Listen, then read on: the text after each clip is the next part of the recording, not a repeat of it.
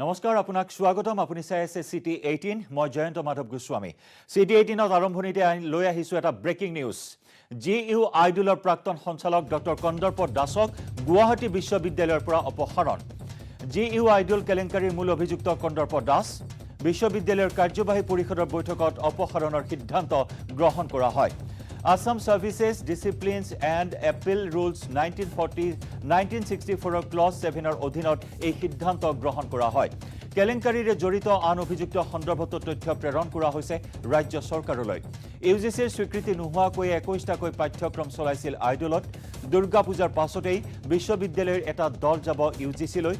এই ভয়ংকৰ তথ্য উন্মোচিত হৈছিল কেগৰ প্ৰতিবেদনত এই মুহূৰ্তৰ বিগ ব্ৰেকিং নিউজ গুৱাহাটী বিশ্ববিদ্যালয়ৰ আইডলৰ প্ৰাক্তন সঞ্চালক ডক্টৰ কন্দৰ্প দাসক গুৱাহাটী বিশ্ববিদ্যালয়ৰ পৰা অপসাৰণ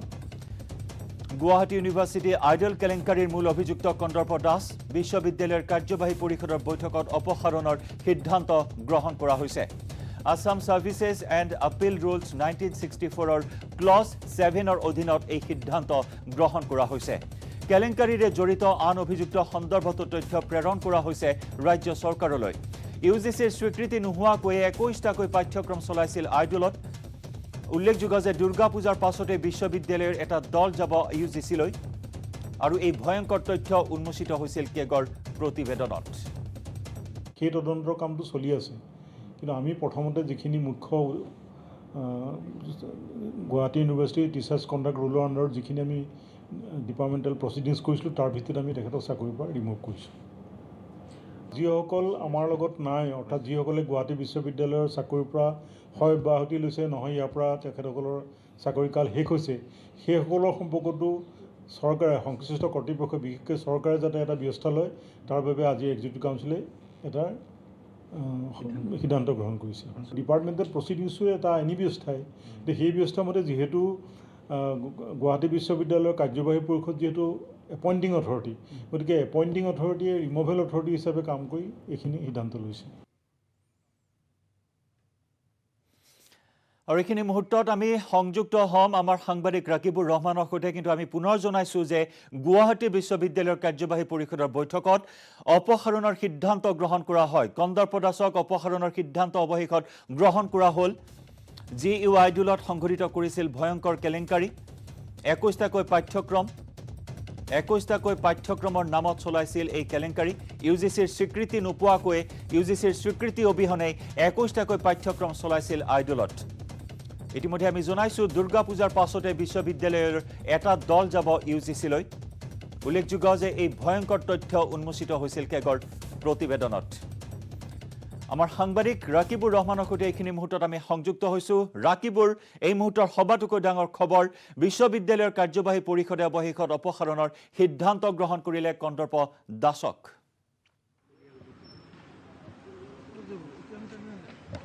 হয় জয়ন্ত নিশ্চয়কৈ ক'ব লাগিব এটা গুৰুত্বপূৰ্ণ খবৰ এই মুহূৰ্তত যিহেতু ৰাজ্যৰ শিক্ষা খণ্ডক জোকাৰি গৈছিল এক বৃহৎ কেলেংকাৰী যি জিইউ আইডল কেলেংকাৰী হিচাপে স্বীকৃত হৈছিল আৰু এই কেলেংকাৰীৰ পাছতে সমগ্ৰ ৰাজ্যৰ যি শিক্ষা খণ্ডত এক তোলাপাৰ পৰিৱেশৰ সৃষ্টি হৈছিল তাৰ পাছতে এই যি কেলেংকাৰীয়ে যি ছাত্ৰ ছাত্ৰীসকলৰ প্ৰায় ৭৪,০০০ ছাত্ৰ ছাত্ৰীসকলৰ যি ভৱিষ্যত অন্ধকাৰাচ্ছন্ন কৰিছিল আৰু তাৰ পৰিপ্ৰেক্ষিততে গুৱাহাটী বিশ্ববিদ্যালয়ে এই যি কেলেংকাৰীৰ তদন্ত আৰম্ভ কৰিছিল আৰু তাৰ পাছতে আজি এটা ঐতিহাসিক দিন বুলি ক'ব লাগিব যিহেতু বিশ্ববিদ্যালয়ৰ যি কাৰ্যবাহী পৰিষদে এই সিদ্ধান্ত গ্ৰহণ কৰিলে যে সেই সময়ৰ তদানীন্তন যিজন আইডলৰ সঞ্চালক ডক্টৰ কন্দৰ্প দাস তেখেতক বিশ্ববিদ্যালয়ৰ যি চাকৰিৰ পৰা তেখেতক অপসাৰণ কৰাৰ সিদ্ধান্ত গ্ৰহণ কৰিলে জয়ন্ত নিশ্চয় লগতে ৰাকিবুৰ কোৱা হৈছে যে আন অভিযুক্তসকলৰো তথ্য ইতিমধ্যে সংশ্লিষ্ট ৰাজ্য চৰকাৰৰ বিভাগলৈ প্ৰেৰণ কৰা হৈছে কিমান অভিযুক্তৰ বিৰুদ্ধে এনেকুৱা ধৰণৰ পদক্ষেপ গ্ৰহণ কৰা হ'ব পৰৱৰ্তী সময়ত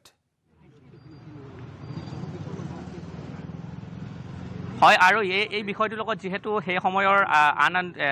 বিশ্ববিদ্যালয়ৰ যি উচ্চপদস্থ যি বিষয়া তেওঁলোকৰ জড়িত হৈ আছিল কিন্তু এটা কথা ক'ব লাগিব যে সেইসকল লোক বৰ্তমান বিশ্ববিদ্যালয়ৰ লগত জড়িত নহয় বিগত যি উপাচাৰ্য এই বিষয়টোৰ লগত তেখেতৰ নাম সাঙুৰ খাই আছে গতিকে গুৱাহাটী বিশ্ববিদ্যালয়ৰ তৰফৰ পৰা অসম চৰকাৰলৈ আৰু ইউজিচিলৈ এই সন্দৰ্ভত এক আবেদন দিয়া হৈছে যিহেতু তেওঁলোক এই মুহূৰ্তত বিশ্ববিদ্যালয়ৰ লগত জড়িত নহয় গতিকে এই ক্ষেত্ৰত সিদ্ধান্ত গ্ৰহণ কৰাৰ তেখেতসকলৰ শাস্তি অথবা তেখেতসকলৰ এই যি কেলেংকাৰীৰ যি প্ৰতিবেদনৰ ভিত্তিত যি সিদ্ধান্ত গ্ৰহণ কৰা হৈছে বিশ্ববিদ্যালয়ৰ তৰফৰ পৰা সেই সম্পৰ্কে এতিয়া এই গোটেই সিদ্ধান্ত ৰাজ্য চৰকাৰে গ্ৰহণ কৰিব। কিন্তু আইডলৰ যিজন সেই সময়ৰ তদানীন্তন সঞ্চালক যিজন ডক্টৰ কন্দৰ্প দাস, তেখেত বিগত সময়ছোৱাত কৃষ্ণকান্ত সন্দিকৈ ৰাজ্যিক মুক্ত বিশ্ববিদ্যালয়ৰ তেখেত উপাচাৰ্য হিচাপে নিযুক্ত হৈছিল আৰু পৰৱৰ্তী পৰ্যায়ত এই যি সমগ্ৰ ঘটনাটো যি আইডলৰ যি কেলেংকাৰী পোহৰলৈ অহাৰ পাছত তেখেতক সেই উপাচাৰ্যৰ পদৰ পৰা অপসাৰণ কৰা হৈছিল আৰু তাৰ পাছত তেওঁ যিহেতু লিয়েনত গুৱাহাটী বিশ্ববিদ্যালয়ৰ পৰা গৈ কে হেণ্ডিক অপেন ইউনিভাৰ্চিটিত তেওঁ চাকৰি কৰি আছিল, গতিকে তেওঁ উভতি গুৱাহাটী বিশ্ববিদ্যালয়লৈ পুনৰ আহিছিল। গতিকে এই সময়ছোৱাত তেখেতৰ যি চাকৰি জীৱন গুৱাহাটী বিশ্ববিদ্যালয়ৰ লগত জড়িত হৈ আছিল, গতিকে তেখেতক এই যি চাকৰিৰ সিদ্ধান্ত তেখেতক অপসাৰণ কৰা সিদ্ধান্ত কাৰ্যবাহী পৰিষদে গ্ৰহণ কৰিছিল জয়ন্ত। আৰু এটা কথা ক'ব লাগিব যে তেখেতক এই যি বিগত কাৰ্যনিৰ্বাহ হৈছিল 20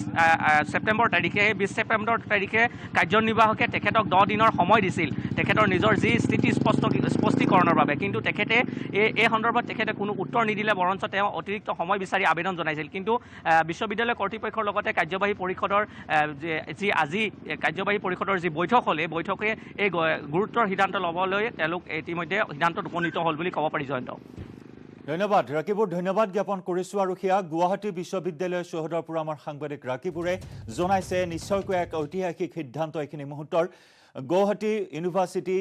আইডল কেলেংকাৰীত নাম সাঙুৰ খাই পৰিছিল কন্দৰ্প দাসৰ আৰু তাৰ পিছত গুৱাহাটী বিশ্ববিদ্যালয়ৰ কাৰ্যবাহী পৰিষদৰ কেইবাখনো বৈঠক অনুষ্ঠিত হৈছিল আৰু সেই বৈঠকতে দোষী সাব্যস্ত কৰা হৈছিল তেওঁক আৰু অপসাৰণৰ সিদ্ধান্ত আজিৰ দিনটোত গ্ৰহণ কৰা হৈছে। ইয়াৰ পিছত সংশ্লিষ্ট বিভাগে কি পদক্ষেপ বা কি ব্যৱস্থা গ্ৰহণ কৰে কন্দৰ্প দাস বা অন্যান্য অভিযুক্তসকলৰ বিৰুদ্ধে সেয়া হ'ব অতি লক্ষণীয়। ইতিমধ্যে আমি জনাইছোঁ যে 21টাকৈ পাঠ্যক্ৰম UGCৰ স্বীকৃতি নোহোৱাকৈ চলোৱা হৈছিল 21টাকৈ পাঠ্যক্ৰম। দুৰ্গা পূজাৰ পাছতে বিশ্ববিদ্যালয়ৰ এটা দল যাব UGCলৈ।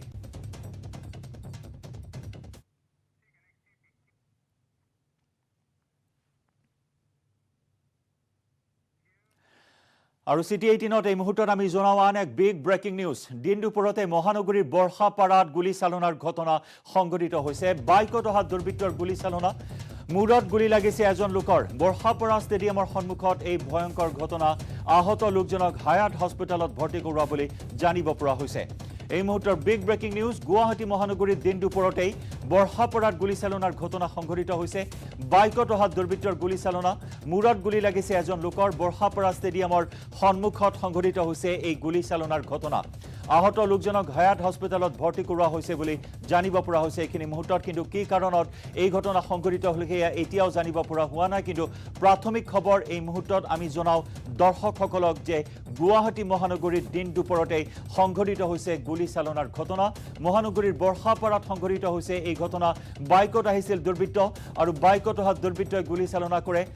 অৱশ্যে কাক লক্ষ্য কৰি এই গুলীচালনা কৰিছিল সেয়াও এই মুহূৰ্তত জানিব পৰা হোৱা নাই, যদিও এজন লোকৰ মূৰত গুলী লগাৰ খবৰ আহিছে আমাৰ হাতলৈ আৰু এই লোকজনক বৰ্তমান হায়াত হস্পিটেলত ভৰ্তি কৰোৱা হৈছে। এখন ডাষ্টাৰ বাহনত আহিছিল ডকাইতৰ দল। কিছু আপডেট এই মুহূৰ্তত আমাৰ হাতলৈ আহিছে। বাইকত নহয়, এখন বিলাসী বাহনত আহিছিল দুৰ্বৃত্তৰ তথা ডকাইতৰ দল। ডাষ্টাৰ বাহনত আহিছিল ডকাইতৰ দল আৰু ডাষ্টাৰ বাহনৰ পৰাই গুলীচালনা সংঘটিত কৰে দুৰ্বৃত্তৰ দলে। ইতিমধ্যেই ৰাইজে আবদ্ধ কৰিছে ডাষ্টাৰ বাহনখন। এই মুহূৰ্তৰ খবৰ কিছু আপডেট আমি জনাইছোঁ। ডাষ্টাৰ বাহনত আহিছিল দুৰ্বৃত্তৰ দল। বৰ্ষাপাৰাত সন্ত্ৰাস চলাইছিল ডকাইতৰ দলে। মহানগৰীত দিন দুপৰতে ডকাইতৰ দলে চলাইছিল সন্ত্ৰাস। গুলীচালনা কৰি সন্ত্ৰাস চলাইছিল ডকাইতৰ দলে। ডাষ্টাৰ বাহনখন ইতিমধ্যে ৰাইজে আবদ্ধ কৰি থোৱা বুলি জানিব পৰা হৈছে। মহানগৰীৰ বৰ্ষাপাৰাত দিন দুপৰতে সংঘটিত হৈছে এই চাঞ্চল্যকৰ গুলীচালনাৰ ঘটনা। এজন লোক গুলীবিদ্ধ হৈছে, মূৰত গুলীবিদ্ধ হৈছে লোকজন। আহত লোকজনক হায়াত হস্পিটেলত ভৰ্তি কৰোৱা হৈছে। ডকাইতৰ দলে সন্ত্ৰাস চলাইছে মহানগৰীৰ ৰাজপথত। দিন দুপৰতেই মহানগৰীৰ তথাকথিত নিৰাপত্তা ব্যৱস্থাক ভেঙুচালি কৰি গুলীচালনা, ডকাইতৰ সন্ত্ৰাস বৰ্ষাপাৰাত। ইতিমধ্যে আমি জনাইছোঁ এখন ডাষ্টাৰ বাহনত আহিছিল ডকাইতৰ দল আৰু ইতিমধ্যেই ৰাইজে আবদ্ধ কৰি ৰাখিছে ডাষ্টাৰ বাহনখন।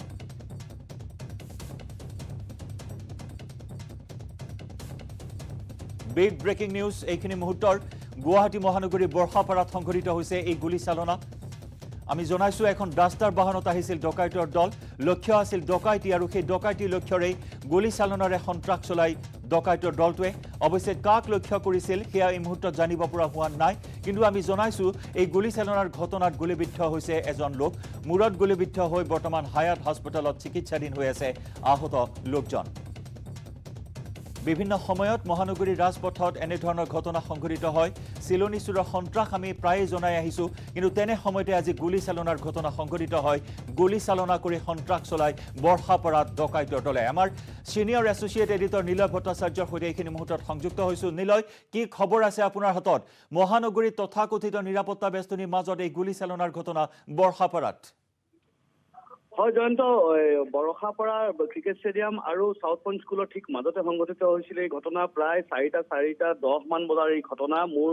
বন্ধু এজনৰ তাতে ঘৰ তেখেতৰ সন্মুখতে এই ঘটনাটো ঘটিছিল সেই বন্ধুজনে কোৱা মতে প্ৰায় ডাষ্টাৰ গাড়ী এখন বৰষাপাৰা ষ্টেডিয়ামৰ ফালৰ পৰা আহিছিল এই ডাষ্টাৰ গাড়ীখন কোৱা মতে সেই গাড়ীখনত ডকাইতৰ দল এটা আছিল সেই ডকাইতৰ দলে ওচৰতে এখন গহনাৰ দোকানলৈ ডকাইতি হেৰি কৰিছিলে আৰু তাৰ পৰা যেতিয়া মানুহে সন্দেহ কৰি পেলাই মানুহে খেদিছিলে তেতিয়া সেই ডাষ্টাৰেৰে মানুহ পলায়ন কৰিছিলে সেই পলায়ন কৰোঁতে ঠিক বৰষাপাৰা ষ্টেডিয়ামৰ সন্মুখত 2 জাই গুলী ফুটাই 1 জাই গুলী প্ৰথম জাই গুলী শূন্যলৈ ফুটাই আৰু দ্বিতীয় জাই গুলী এগৰাকী মানুহ যিজন মানুহ বাইকেৰে আহি আছিলে তেখেতলৈ লক্ষ্য কৰি গুলী চালনা কৰে আৰু গুলী তেখেতৰ বাহুৰে সোমাই সিফালেদি ওলাই যায় বুলি কোৱা হৈছে লিটন মজুমদাৰ বুলি মানুহজনক চিনাক্ত কৰা হৈছে আৰু এই মানুহজনক বৰ্তমান হায়াত হস্পিটেলত ভৰ্তি কৰা হৈছে ডাষ্টাৰ বাহনখন তাৰ স্থানীয় ৰাইজে আবদ্ধ কৰি ৰাখিছে এতিয়াও বৰষাপাৰাৰ ওচৰতে আছে ডাষ্টাৰ বাহনখন আৰু AS01D J9604 ৰেজিষ্ট্ৰেশ্যনৰ এইখন ডাষ্টাৰ বাহন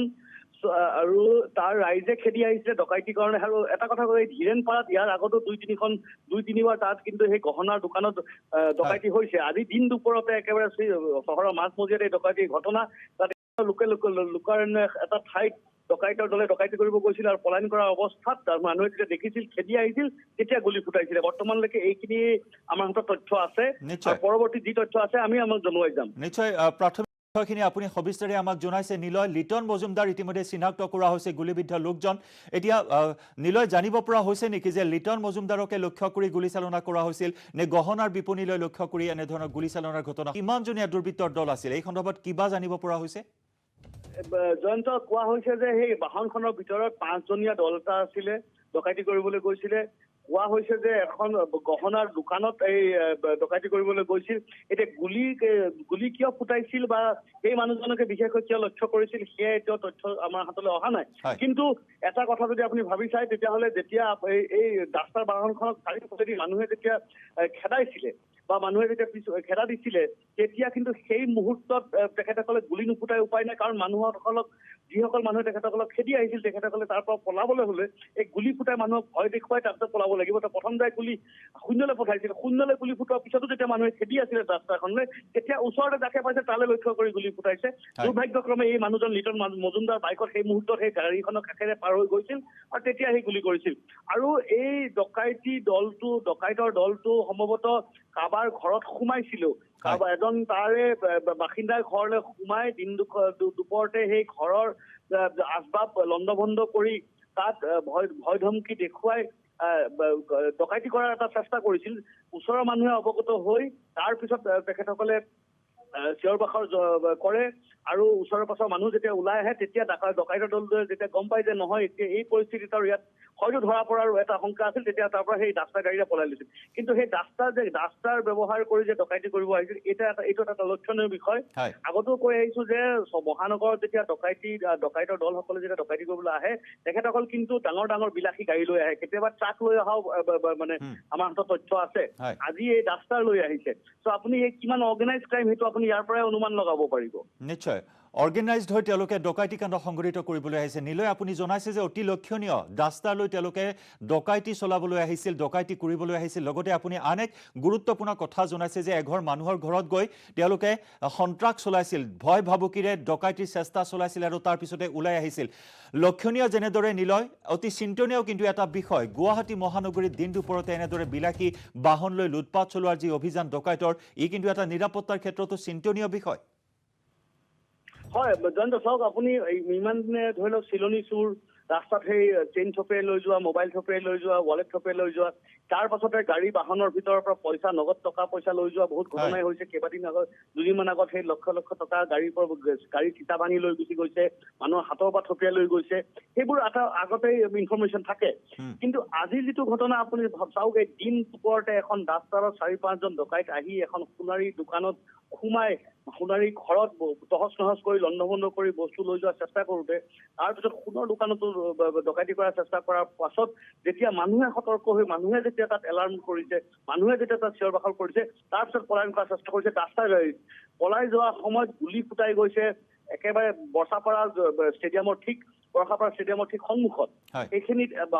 চাউথ পইণ্ট স্কুল এখন আছে ডাঙৰ স্কুল আৰু তাত বহুত ফ্লেট আছে তাত আগতে জনশূন্য আছিলে এতিয়া কিন্তু লোকে লোকাৰণ্য ঠাই তাৰ মাজতে গুলী ফুটাই এজাই গুলী বতাহত শূন্যলৈ মাৰি দ্বিতীয় যাই গুলী মানুহলে টাৰ্গেট কৰি গুলী কৰি পেলাই তাৰপিছত তাৰ পৰা পলায়ন কৰিব যাওঁতে সেই কৰায়ত্ব তাৰ স্থানীয় লোকে ডাষ্টাৰখন ৰখাইছে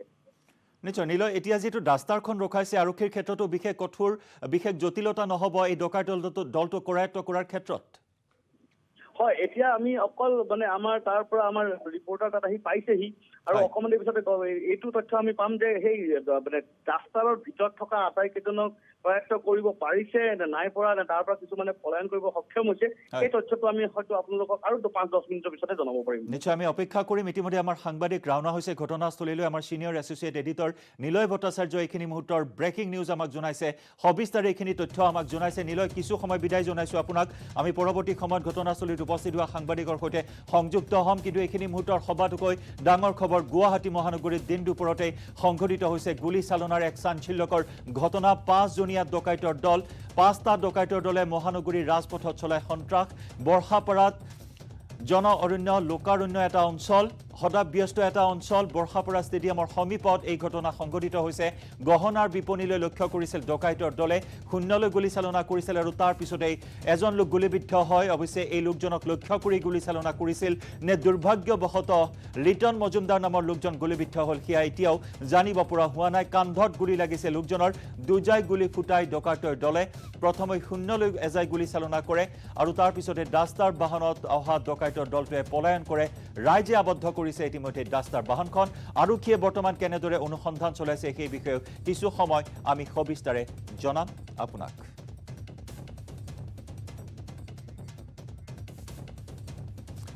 আৰু এই মুহূৰ্তত টেলিভিছন স্ক্ৰীণত আপুনি প্ৰত্যক্ষ কৰিছে এইখনেই সেই বিলাসী বাহনখন এখন ডাষ্টাৰ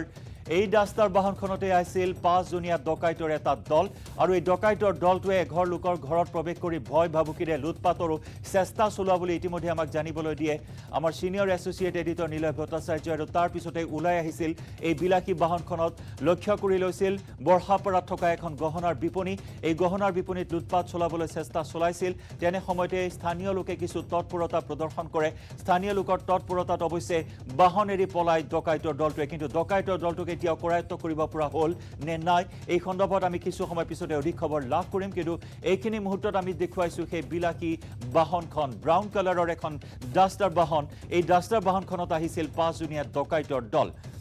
অতি ভয়াৱহ এক খবৰ এইখিনি মুহূৰ্তত নিৰাপত্তাহীনতাত ভুগিছে গুৱাহাটী মহানগৰীৰ বাসিন্দাসকল এই ঘটনাই আজি তাকেই যেন পুনৰ এবাৰ প্ৰমাণ কৰিলে দিন দুপৰতে বিলাসী বাহন লৈ সন্ত্ৰাস চলাইছে গুৱাহাটীত ডকাইতৰ দলে বিভিন্ন সময়ত চিলনী চোৰৰ সন্ত্ৰাস আমি দেখুৱাই আহিছোঁ কিন্তু এইবাৰ বিলাসী বাহনত ডকাইতৰ দলে চলাইছে সন্ত্ৰাস আৰু এই মুহূৰ্তত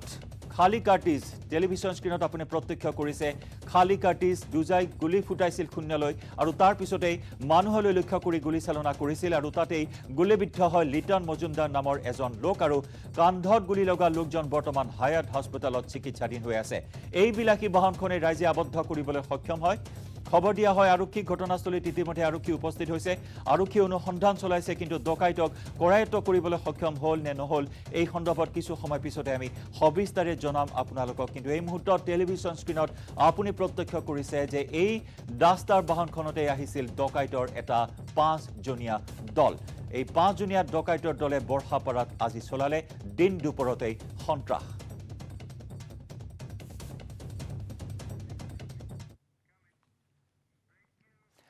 আৰু এই খবৰৰ আপডেট আমি আপোনাক জনাই যাম কিন্তু তাৰ পূৰ্বে City 18ত ল'ব লাগিব এটি বাণিজ্যিক বিৰতি আটাইতকৈ সবল আৰু সতেজ চিমেণ্ট চুৰিয়া চিমেণ্ট অটুট ঘৰ অটুট অসম।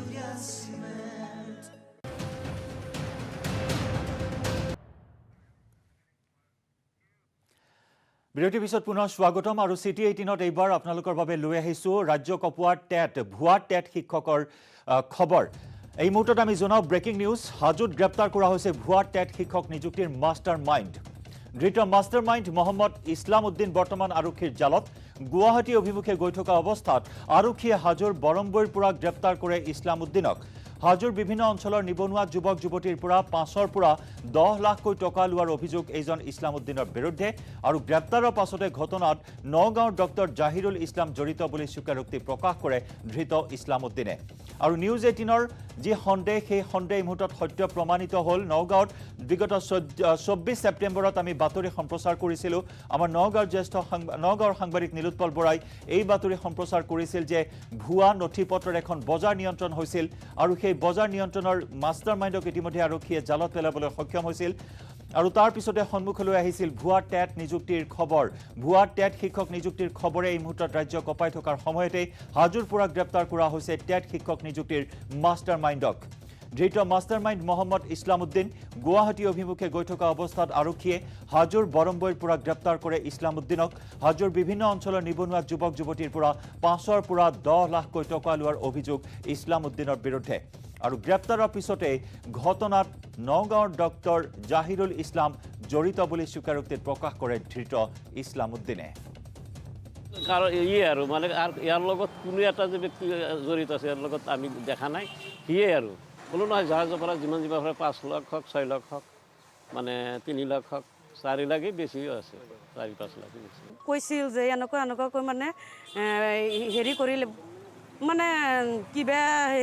পইচাৰ কথা আৰু কিছুমানৰ পৰা যিমান নিব পাৰে 7 লাখ 8 লাখ 4 লাখ 3 লাখ 2 লাখ মানে যেনেকুৱা পাৰে আৰু সেনেকুৱা উঠাইছে। শিক্ষা ডিপাৰ্টমেণ্টৰ চাকৰি দিম বুলি নিয়া নাছিলে মানে এখেতে কৈছিলে যে পঞ্চায়ত ডিপাৰ্টমেণ্টৰ চাকৰি দিম। সেইকাৰণে মানে মোৰ ভাইটি মানে এখেতে BA পাছ মানে আকৌ টেটৰ মানে হাই মাদ্ৰাছা পাছ আছিলে। ইয়াতে জড়িত ডক্টৰ জাহিৰুল ইছলাম নগাঁৱৰ হয়। তেখেতে ADP কলেজৰ প্ৰফেচৰ হয়। আপুনি কিমান টকাৰে চাকৰি লৈছিল? নাই মই নিজে লোৱা নাই না। আপুনি লিংকমেন নেকি? নহয় তেখেতেও মানে মোক হেৰি কৰিছিল। আমাৰ সাংবাদিক ধীৰাজ দাসৰ সৈতে সংযুক্ত হৈছোঁ। ধীৰাজ, অৱশেষত আৰক্ষীৰ বৃহৎ সফলতা। ইতিমধ্যে ভুৱা টেট শিক্ষক নিযুক্তিৰ মাষ্টাৰ মাইণ্ড মহম্মদ ইছলাম উদ্দিনক জালত পেলাবলৈ সক্ষম হ'ল আৰু কি অধিক খবৰ আছে আপোনাৰ হাতত? হয়, নিশ্চয়কৈ ক'ব লাগিব হাজো আৰক্ষীৰ বাবে আন এক বৃহৎ সফলতা বুলি ক'ব লাগিব। ইতিমধ্যে ইছলাম উদ্দিন মহম্মদ ইছলাম উদ্দিন ইতিমধ্যে হাজো আৰক্ষীত জালত পৰিছে। ইছলাম উদ্দিন তাৰ আগতে এটা কথা ক'ব লাগিব, ইছলাম উদ্দিন আচলতে পেছাৰ এজন শিক্ষক হয়। তেখেত হাজোৰ শনিয়াদী অঞ্চলৰ এখন বিদ্যালয়ৰ তেখেত শিক্ষক হয় আৰু দীৰ্ঘদিন ধৰি এনেকুৱা ধৰণৰ কামত জড়িত হৈছিল বুলি কৈছিল ইতিমধ্যে আমি জানিব পাৰিছোঁ। আৰু এটা কথা ক'ব লাগিব, অকল টেট শিক্ষকৰ নিযুক্তিয়ে নহয় ভিন্ন বিভাগৰ নিযুক্তিৰ ক্ষেত্ৰতো জড়িত আছে বুলি ইতিমধ্যে আমাৰ হাতলৈ খবৰ আহিছে। আৰু আজি গুৱাহাটী অভিমুখে গৈ থকা অৱস্থাত তেখেত হাজোৰ বৰম্বৈত আটক কৰিবলৈ সক্ষম হৈছে, যিহেতু তেখেতৰ ঘৰ আচলতে হাজোৰ মিলপাৰা অঞ্চলত। আৰু মিলপাৰা অঞ্চলৰ পৰা বৰম্বৈত আহি ৰৈছিল আৰু বৰম্বৈৰ পৰা গুৱাহাটী অভিমুখে গৈ থকা অৱস্থাতে তেখেতক হাজো আৰক্ষীয়ে আটক কৰিবলৈ সক্ষম হৈছে। জয়ন্ত। নিশ্চয়। আৰু লগতে উন্মোচিত হৈছে আন এক কথা যে ইতিমধ্যে স্বীকাৰোক্তিত প্ৰকাশ কৰিছে যে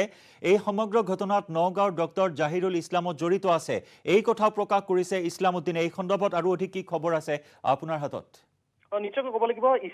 মহম্মদ ইছলাম উদ্দিনে ইতিমধ্যে সাংবাদিকৰ আগত এই কথা প্ৰকাশ কৰিছে, কেমেৰাৰ সন্মুখত এই কথা কৈছে যে নগাঁৱৰ ডক্টৰ জাহিৰুল ইছলাম বুলি এজন লোক এই ঘটনাটোত জড়িত হৈ আছে। যিহেতু কেইদিনমান আগতে নগাঁৱত যিহেতু বহু সংখ্যক ভুৱা চাৰ্টিফিকেট ইতিমধ্যে আৰক্ষীয়ে জব্দ কৰিবলৈ সক্ষম হৈছিল। এটা কথা ক'ব লাগিব, নিশ্চয়কৈ এই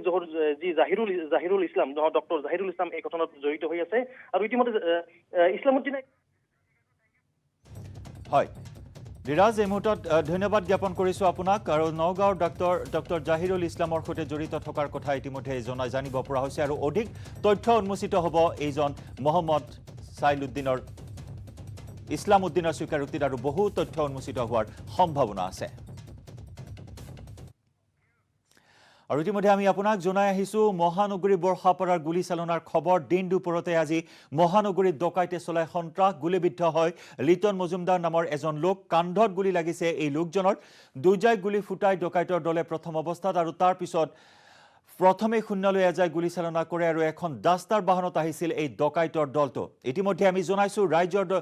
ৰাইজে ইতিমধ্যে আবদ্ধ কৰে ডাষ্টাৰ বাহনখন গুলীচালনা কৰি পলায়ন কৰে ডকাইতৰ দলটোৱে এখন জুৱেলাৰীত ডকাইতিৰ বাবে আহিছিল এই দলটো বৰ্ষাপাৰা ষ্টেডিয়ামৰ সন্মুখত ঘটে এই ভয়ংকৰ তথা চাঞ্চল্যকৰ গুলীচালনাৰ ঘটনা 5 জনীয়া ডকাইতৰ দল আছিল ডাষ্টাৰ বাহনখনত ডাষ্টাৰ বাহনেৰে সন্ত্ৰাস চলালে আজি 5 জনীয়া ডকাইতৰ এটা দলে মহানগৰী বৰ্ষাপাৰা ষ্টেডিয়ামৰ সমীপত এই ঘটনা সংঘটিত হয় গুলীবিদ্ধ হয় লিটন মজুমদাৰ নামৰ এজন লোক কান্ধত গুলী লাগিছে লোকজনৰ দুজাই গুলী ফুটাই ডকাইতৰ দলটো আৰু তাৰ পিছতে লিটন মজুমদাৰ গুলীবিদ্ধ হয় ডকাইতৰ গুলী চালনাত এখন ডাষ্টাৰ বাহনত আহিছিল 5 জনীয়া ডকাইতৰ দল ইতিমধ্যে ৰাইজে আবদ্ধ কৰে ডাষ্টাৰ বাহনখন আৰু গুলী চালনা কৰি পলায়ন কৰে ডকাইতৰ দলটোৱে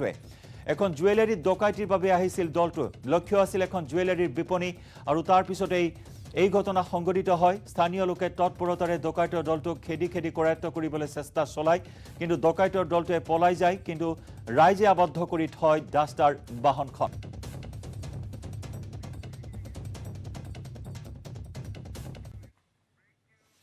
সিটি 18ত আমি খবৰৰ ধাৰা অব্যাহত ৰাখিম লৈছো আন এটি বাণিজ্যিক বিৰতি আটাইতকৈ সবল আৰু সতেজ চিমেণ্ট চুৰিয়া চিমেণ্ট অটুট ঘৰ অটুট অসম